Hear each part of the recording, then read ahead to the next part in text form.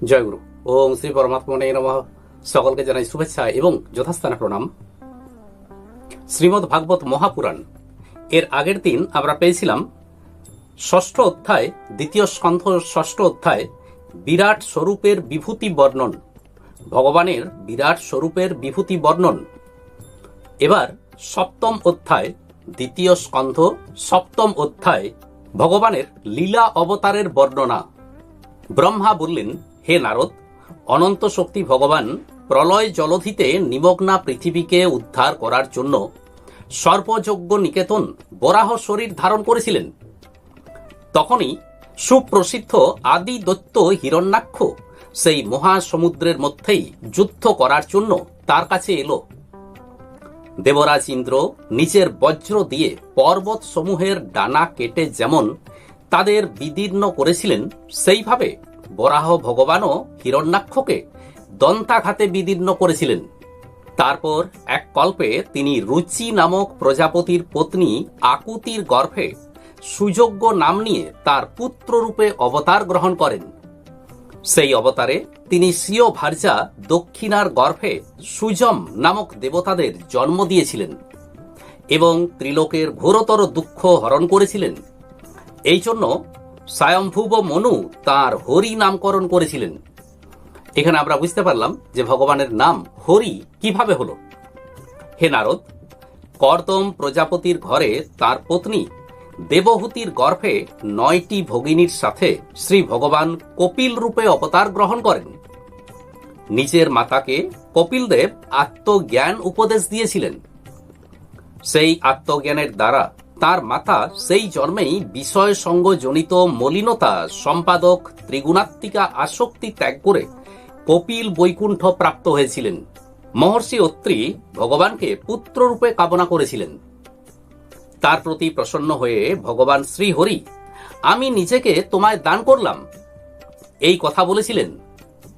এর ফলে তিনি যে অবতার গ্রহণ করেন সেই অবতারে তার নাম হয় দত্ত বা দত্তাত্রেয়।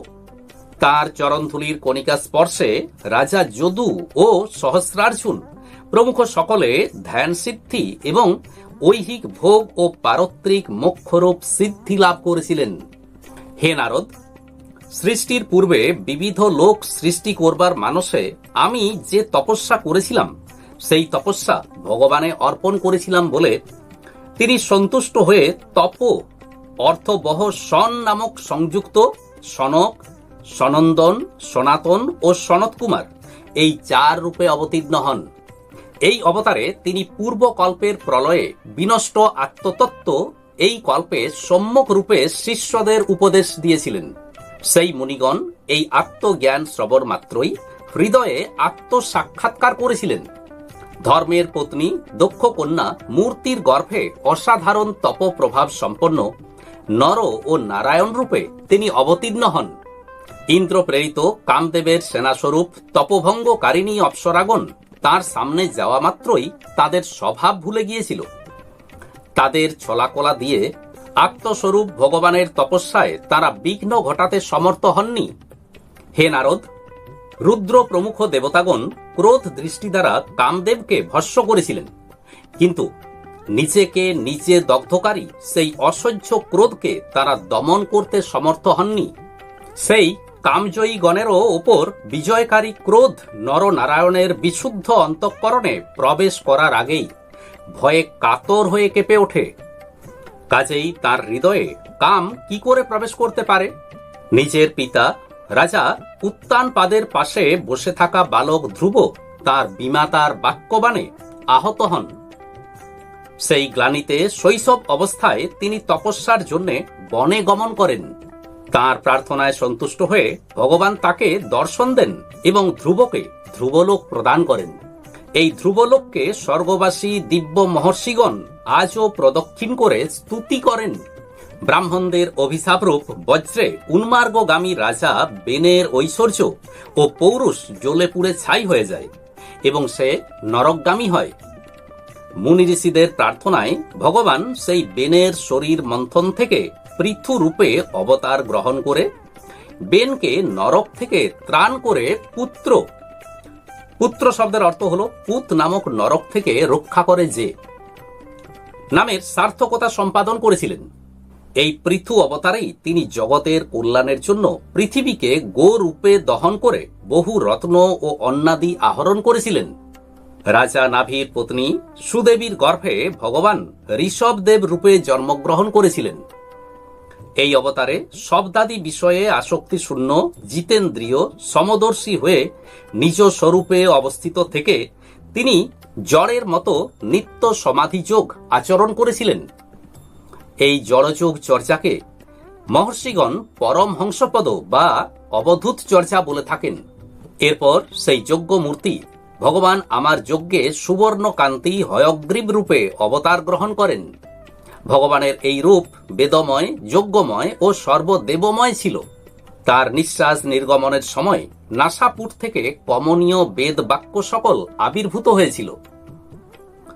চাক্ষুষ মন্বন্তরের শেষে ভাবী মনু সত্যব্রত মৎস্য রূপে ভগবানকে প্রথম দর্শন করেন। সেই প্রলয়ের সময় শ্রী ভগবান পৃথিবী ও পৃথিবীস্থ যাবতীয় জীবের আশ্রয় হয়ে মৎস্যরূপে অবতীর্ণ হন। প্রলয়কালে সেই ভয়ঙ্কর সলিল সাগরে আমার মুখ থেকে বেদ স্থলিত হওয়াতে শ্রী ভগবান মৎস্যরূপে সেই বেদ গ্রহণ করে আনন্দ সহকারে তার মধ্যে বিহার করেছিলেন।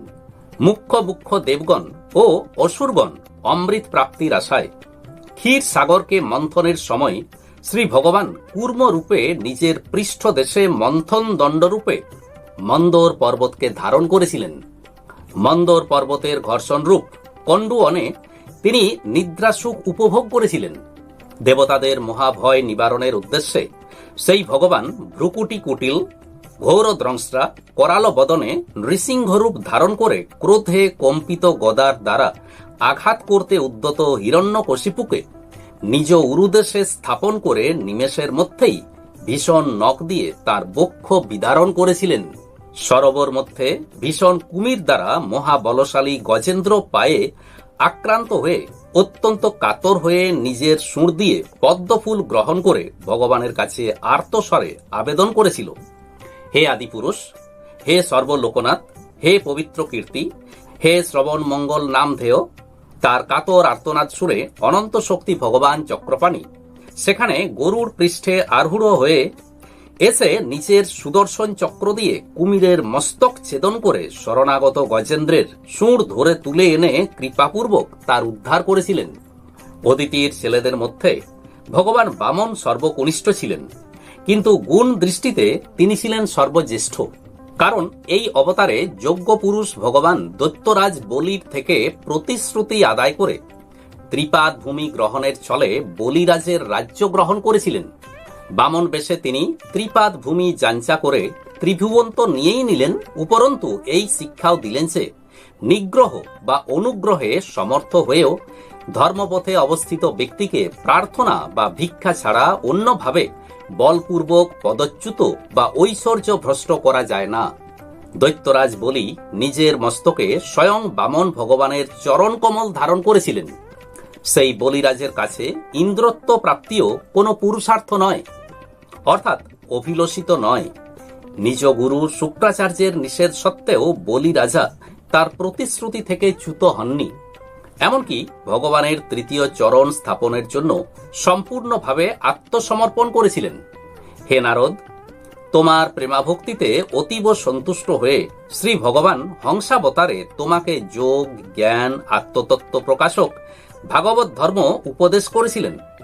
এই ভাগবত ধর্ম কেবলমাত্র বাসুদেবের শরণাগত ভক্তেরাই অনায়াসে লাভ করে থাকেন। সেই শ্রী ভগবানই স্বয়ংভুবাদী মন্বন্তরে মনুরূপে অবতার গ্রহণ করে মনুবংশ পালক হয়ে 10 দিকে সুদর্শন চক্রতুল্য অপ্রতিহত তেজে নিষ্কণ্টক রাজত্ব করেন। ত্রিলোকের ঊর্ধ্বেও সত্যলোক পর্যন্ত তাঁর কমনীয় কীর্তি বিস্তার করে দুষ্ট রাজাদের দণ্ডদানও করে থাকেন। সেই ভগবান জগতে স্বয়ং মূর্তিমান কীর্তিস্বরূপ ও চিরায়ু প্রদাতা ধন্বন্তরী রূপে অবতীর্ণ হয়ে কেবলমাত্র তার নামের দ্বারাই মানুষের মহারোগ আরোগ্য করেন। অমৃত পান করিয়ে তিনি দেবতাদের অমরত্ব প্রদান করেন এবং অসুর কবলিত যজ্ঞভাগ দেবগণকে পুনরায় প্রদান করেন। এই অবতারে তিনি আয়ুর্বেদ শাস্ত্র প্রবর্তন করেন। পৃথিবীতে ব্রাহ্মণদ্রোহী, শাস্ত্র মর্যাদা উল্লঙ্ঘনকারী, উন্মার্গগামী ক্ষত্রিয়গণ নিজেদের বিনাশের জন্য দৈব প্রেরিত হয়ে যখন পৃথিবীর কণ্টক হয়ে উঠল, তখন শ্রী ভগবান পরশুরাম রূপে অবতার ধারণ করে তীক্ষ্ণধার পরশু দ্বারা 21 বার ক্ষত্রিয়কুল ধ্বংস করেন। মায়াপতি ভগবান আমাদের প্রতি অনুগ্রহ করার জন্য ভরত, শত্রুঘ্ন ও লক্ষণ প্রমুখ নিচ অংশসহ রামচন্দ্র রূপে ইক্ষ্বাকু বংশে অবতীর্ণ হয়েছিলেন। এই অবতারে পিতার আদেশ পালনার্থে নিজ পত্নী ও ভাইয়ের সাথে বনবাস করেছিলেন। সেই সময় তার সঙ্গে বিরোধাচরণ করে রাবণ তার হাতে মৃত্যুবরণ করেন। ত্রিপুর দহনেচ্ছু শঙ্করের মতো শ্রীরামচন্দ্র শত্রু নগরী লঙ্কাপুরী ধ্বংস করার জন্য যখন সমুদ্রের তীরে উপস্থিত হলেন, তখন সীতাদেবী বিয়োগজনিত ভয়ঙ্কর ক্রোধারক্ত দৃষ্টিতে তার নয়নদ্বয় এমন রক্তবর্ণ হয়েছিল যে সেই দৃষ্টিতে ভীত হয়ে সমুদ্র মধ্যস্থ মকর, সর্প ও কুমির সমূহ পর্যন্ত পরিতপ্ত হয়েছিল এবং সমুদ্র কম্পিত কলেবরে তার লঙ্কা গমনের পথ প্রদান করেছিলেন। রাবণের কঠোর বক্ষস্থল সংঘাতে ইন্দ্রবাহন ঐরাবতের দন্ত ভগ্ন হয়ে চতুর্দিকে বিক্ষিপ্ত হয় এবং তার ফলে ধবল বর্ণে চতুর্দিকে ধবলিত হয়। দিগ্বিজয়ী রাবণ সেই গর্বে ফুলে উঠে হেসেছিল। সেই রাবণই যখন শ্রীরামচন্দ্রের পত্নী সীতাদেবীকে অপহরণ করে নিয়ে গিয়ে শ্রীরামচন্দ্রের সঙ্গে গর্বের সঙ্গে যুদ্ধ করতে এলো, তখন ভগবান শ্রীরামচন্দ্রের ধনুর টঙ্কারেই তার সগর্ব হাসি প্রাণের সাথে শেষ হয়ে গেল। অসুর সৈন্যদের অত্যাচারে দুর্দশাগ্রস্ত পৃথিবীর ভার হরণ করার জন্য ভগবান তার শুক্ল ও কৃষ্ণ বর্ণ কেশ নিয়ে বলরাম ও শ্রীকৃষ্ণ রূপে কলাবতার গ্রহণ করেন। সেই অবতারে নিজ অসাধারণ মাধুর্য ও মহিমা প্রকাশ করে এমন লীলা করবেন যে জগতের মানুষ সেই লীলার দুর্গেয় রহস্য বুঝতেই পারবে না। শৈশবেই পুতনা রাক্ষসীর প্রাণহরণ, 3 মাস বয়সে পদাঘাতে শকট ভঞ্জন, হামাগুড়ি দিয়ে যেতে যেতে গগন স্পর্শী যমলার্জুন বৃক্ষদ্বয়ের মধ্যে প্রবেশ করে তাদের মূলোৎপাটন প্রভৃতি অলৌকিক লীলা শ্রী ভগবানের সমাধুর্য সম্পদ প্রকাশের ইচ্ছা ব্যতীত কিছুতেই সম্ভবপর হয় না। কালীয় নাগের বিষে দূষিত যমুনার জল পান করে গোপ বালক এবং বাছুররা মারা যাবে। তখন তিনি নিজ সুধা মাখা দৃষ্টি বর্ষণ করেই তাদের পুনরুজ্জীবিত করে দেবেন এবং যমুনার জলকে শুদ্ধ করার জন্য সেখানে জলক্রীড়া করতে করতে প্রচণ্ড বিষবীর্যে লোলজিহ্ব কালীয় নাগকে সেই যমুনা থেকে বিতাড়িত করবেন। সেই দিনই রাত্রিবেলা যখন সব ব্রজবাসীগণ ওই যমুনা তীরে নিদ্রিত থাকবে, তখন গ্রীষ্মকালীন দাবদাহে বিশুষ্ক মুঞ্জাটবি রাত্রিবেলা দাবানলের রূপ ধারণ করে চারদিক থেকে ঘিরে ফেলবে। তখন বলরামের সাথে নিদ্রিত ব্রজবাসীগণের আসন্ন মৃত্যু জেনে তাদের চোখ বুজিয়ে সেখান থেকে তাদের উদ্ধার করবেন। তার এই লীলাও অলৌকিকই হবে, তার শক্তি তো অচিন্তই বটে। শ্রীকৃষ্ণ জননী যশোদা ছেলেকে বাঁধবার জন্য যত দড়ি আনবেন, সব দড়ি তার কোমরের পক্ষে ছোট হয়ে যাবে, 2 আঙ্গুল ছোট থেকে যাবে। আবার নিদ্রাবশে হাই তুললে শ্রীকৃষ্ণের মুখের মধ্যে 14 ভুবন দেখতে পেয়ে প্রথমে তো যশোদা ভয় ব্যাকুল হয়ে যাবেন, কিন্তু পরে ভগবদ ঐশ্বর্য বুঝতে সক্ষম হবেন। বরুণের পাশ এবং অজগরের ভয় থেকে শ্রীকৃষ্ণ নন্দরাজকে মুক্ত করবেন। ময় দানবের পুত্র বোমাসুর যখন গোপ বালকদের পাহাড়ের গুহায় বন্ধ করে রাখবে, তখন তিনি তাদেরও সেই বিপদ থেকে বাঁচাবেন। দিনের বেলা নিজ নিজ কাজকর্মে ব্যস্ত এবং সেই ক্লান্তিতে রাত্রিতে নিদ্রাসক্ত গোকুলবাসীদের সাধনাহীন হওয়া সত্ত্বেও নিজ ধাম বৈকুণ্ঠ লোকে নিয়ে যাবেন। হে নিষ্পাপ নারদ, শ্রীকৃষ্ণের উপদেশে ব্রজবাসী গোপগণ ইন্দ্রের যজ্ঞ বন্ধ করে দেওয়াতে ব্রজভূমি ভাসিয়ে দেবার জন্য ইন্দ্র চারিদিক থেকে মুষলধারে অবিশ্রান্ত বর্ষণ শুরু করে দেবেন। শ্রী ভগবান ব্রজবাসীদের রক্ষা করার জন্য 7 বছর বয়সেই 7 দিন ধরে গোবর্ধন পর্বতকে ব্রজভূমির ওপর বাম হাতের ছাতার মতো ধারণ করে থাকবেন। বৃন্দাবনে বিহারকালীন রাসলীলা মানসে পূর্ণচন্দ্র জ্যোৎস্না ধবলিত রজনীতে ভগবান শ্রীকৃষ্ণ মধুর পদ ও মূর্ছালাপযুক্ত বংশী ধ্বনি করবেন। সেই ধ্বনি শ্রবণে গোপাঙ্গনাগণ সেই দিকে আসতে থাকলে পথিমধ্যে কুবেরানুচর শঙ্খচূড় যখন তাদের অপহরণের উদ্দেশ্যে সেখানে আসবে, তখন ভগবান শ্রীকৃষ্ণ তার শিরশ্ছেদ করবেন।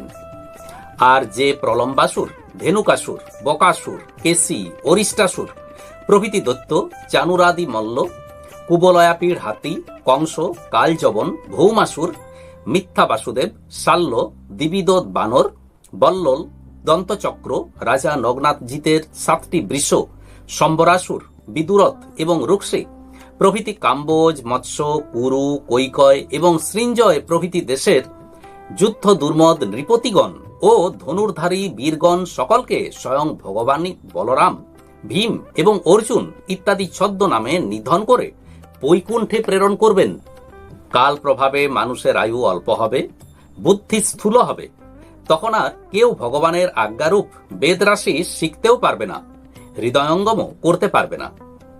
এই বিবেচনা করে শ্রী ভগবান সত্যবতীর গর্ভে ব্যাসরূপে প্রকট হয়ে যুগের প্রয়োজন অনুসারে বেদরূপ বৃক্ষকে শাখা প্রশাখা রূপে বিভাগ করবেন। দেবশত্রু অসুরগণ বেদোক্ত সাধন বলে ময় নামক দানব কর্তৃক রচিত অলক্ষ্য গতি বিবিধ পুরীর সাহায্যে লোক সকলের বিনাশ করতে থাকলে শ্রী ভগবান তাদের বুদ্ধি ভ্রংশকারী লোভনীয় বেশ ধারণ করে বুদ্ধ রূপে অবতীর্ণ হয়ে নানাবিধ উপধর্ম প্রচার করবেন। কলিযুগের অন্তে যখন ধার্মিক ব্যক্তিদের বাড়িতেও হরিকথা আলোচনায় বিঘ্ন ঘটবে, ব্রাহ্মণ, ক্ষত্রিয় ও বৈশ্যগণ শাস্ত্রাচার ভ্রষ্ট হবে, আর শূদ্রগণ রাজা হবে এবং সাহা, সধা, বসট প্রভৃতি মন্ত্র উচ্চারিত হবে না, দেবতা পিতৃগণের যজ্ঞ শ্রাদ্ধের কথা পর্যন্ত শোনা যাবে না, তখন কলিযুগকে শাসন করার জন্য ভগবান কল্কি অবতার গ্রহণ করবেন। বিশ্ব সৃষ্টির জন্য তপস্যা 9 জন প্রজাপতি, মরীচি প্রমুখ ঋষিগণ ও আমি, সৃষ্টি রক্ষার জন্য ধর্ম, বিষ্ণু, মনু, দেবতা ও নৃপতিগণ, বিশ্ব সৃষ্টি সংহারের জন্য অধর্ম, রুদ্র এবং ক্রোধবশ নামক সর্প এবং অসুরগণ, এরা সকলেই ভগবানের মায়া বিভূতি রূপে প্রকট হন। নিজের বিদ্যা এবং প্রতিভা দিয়ে যদি কোনো ব্যক্তি এই পৃথিবীর প্রতিটি ধূলিকণারও সংখ্যা গণনা করতে পারেন, তবুও সংসারে এমন কে আছে যে শ্রী ভগবানের গুণসমূহ গণনা করতে সমর্থ? তিনি যখন ত্রিবিক্রম অবতার ধারণ করে ত্রিলোকের পরিমাপ করছিলেন, তখন তার শ্রী চরণের অদম্য বেগে প্রকৃতিরূপ অন্তিম আবরণ থেকে আরম্ভ করে সত্যলোক পর্যন্ত সারা ব্রহ্মাণ্ড কম্পিত হয়েছিল। তখন তিনি নিজ শক্তিতে তাকে স্থির রেখেছিলেন। এই বিশ্ব সৃষ্টি রচনা ও সংহারকারী মায়া তার এক অচিন্ত শক্তি বৈভব। এই সব অনন্ত শক্তির আধার তার স্বরূপকে না জানি আমি, না জানে তোমার অগ্রজ ওই সনকাদি মুনিগণ, সুতরাং অন্যের কথা আর কি বলবো। এমনকি আদিদেব সহস্রবদন অনন্তদেব পর্যন্ত এই শ্রী হরির গুণকীর্তন করে আজও তার অন্ত পাননি। যখন ব্যক্তি নিষ্কপটভাবে তার সর্বস্ব, এমনকি নিজেকেও শ্রী ভগবানের চরণ কমলে সমর্পণ করে, তখন সেই অনন্ত ভগবান স্বয়ংই তাকে কৃপা করেন, আর তার সেই কৃপার পাত্র তার দুস্তর যোগমায়া বৈভব জানতে পারে এবং সেটি অতিক্রম করতে সমর্থ হয়। এইরকম ভগবদাশ্রিত ভক্তগণের শ্রীগাল কুকুর ভক্ষ নিজ ও পুত্রাদির দেহের প্রতি আমি আমার বুদ্ধি হয় না। হে নারদ, পরম পুরুষের সেই যোগমায়া আমি জানতে পেরেছি, তোমরাও জেনেছ। ভগবান শঙ্কর, দৈত্যকুল ভূষণ প্রহ্লাদ, শতরূপা, মনু, মনুপুত্র প্রিয়ব্রতাদি, প্রাচীন বর্হি, ঋভু এবং ধ্রুবও জানেন।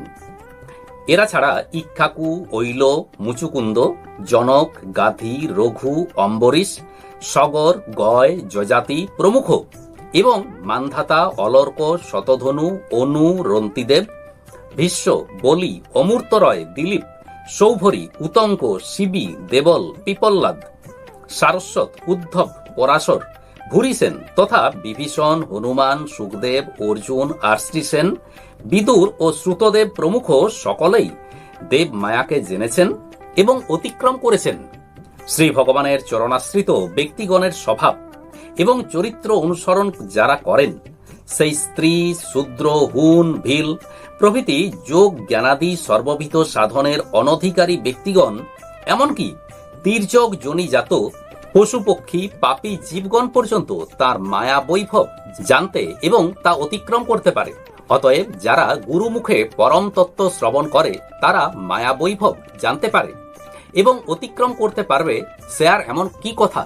পরমাত্মার প্রকৃত স্বরূপ হল সতত প্রশান্ত, নিত্য, সুখ স্বরূপ, অভয় এবং কেবল জ্ঞান স্বরূপ। তিনি মায়ামল শূন্য, বৈষম্য রহিত, সৎ ও অসৎ দুইয়েরই ঊর্ধ্বে। লৌকিক অথবা বৈদিক কোনো শব্দই তাকে যথার্থভাবে বর্ণনা করতে পারে না। কোনো সাধনা বা তপস্যাদির ফলও শ্রী ভগবান পর্যন্ত পৌঁছতে পারে না। অন্যের আর কি কথা? স্বয়ং মায়াও তার সামনে যেতে শঙ্কিত হয়ে দূরে সরে যায়। পরম পুরুষ ভগবানের সেই পরম পদকেই মুনিগণ নিত্য সুখস্বরূপ, অনন্ত আনন্দস্বরূপ, ব্রহ্মরূপে সাক্ষাৎকার করেন। সংযমী পুরুষ তার মধ্যে মনকে সমাহিত করে স্থির হয়ে যান। বাড়ি বর্ষণে সমর্থ স্বয়ং ইন্দ্রের যেমন কূপ খননের জন্য কোদালের প্রয়োজন হয় না, তেমনি সেই যোগীগণও অভেদ জ্ঞানের সাধনভূত কর্মসমূহ পরিত্যাগ করেন। শ্রী ভগবান জীবের মুখ্য ও ভোগরূপ সর্ববিধ কর্মফলদাতা। কারণ শ্রী ভগবানের প্রেরণাতেই জীব শুভ কর্মের অনুষ্ঠান করে থাকে। দেহের উপাদান পঞ্চভূত পৃথক হয়ে গেলে দেহ বিনষ্ট হলেও জন্মাদি রহিত দেহস্থ জীবাত্মা আকাশের মতো দেহের সাথে বিনাশপ্রাপ্ত হয় না। হে নারদ, সংকল্প মাত্র জগৎ সৃষ্টিকারী সরৈশ্বর্যশালী শ্রী হরির স্বরূপ আমি তোমার কাছে সংক্ষেপে বর্ণনা করলাম। যা কিছু কার্যকারণ অথবা ভাব অভাব আছে, এর কিছুই শ্রী ভগবান থেকে পৃথক নয়। কিন্তু কার্য কারণাত্মক জগৎ থেকে শ্রী ভগবান পৃথক তো বটেই। ভগবান আমাকে যা উপদেশ করেছিলেন, যাতে ভগবানের বিভূতির এই রূপ সংক্ষেপে বর্ণিত আছে, তাই এই শ্রীমদ্ ভাগবত। এতে শ্রী ভগবানের বিভূতি বিস্তারিতভাবে আলোচিত হয়েছে। তুমি এই বিভূতির সবিস্তার বর্ণনা করো। সকলের আত্মা ও সকলের আশ্রয় ভগবান শ্রী হরিতে যাতে মানুষের প্রেমময়ী ভক্তি হয়, সেই প্রকারে নিশ্চয় করে তুমি এই শাস্ত্র প্রচার করো। যিনি শ্রদ্ধা সহকারে ভগবানের অচিন্ত শক্তি মায়ার মহিমা বর্ণন করেন বা অপরের দ্বারা বর্ণিত মায়া মহিমার অনুমোদন করেন অথবা শ্রদ্ধা সহকারে নিত্য শ্রবণ করেন, তার মন কখনো মায়া দ্বারা মুক্ত হয় না। ইতি শ্রী মন্মহর্ষি বেদব্যাস প্রণীত পারমহংসী সংহিতা শ্রীমদ্ ভাগবত মহাপুরাণের দ্বিতীয় স্কন্ধে ব্রহ্ম নারদ সংবাদে সপ্তম অধ্যায়ের বঙ্গানুবাদ সমাপ্ত। আজ এই পর্যন্তই। নমস্কার।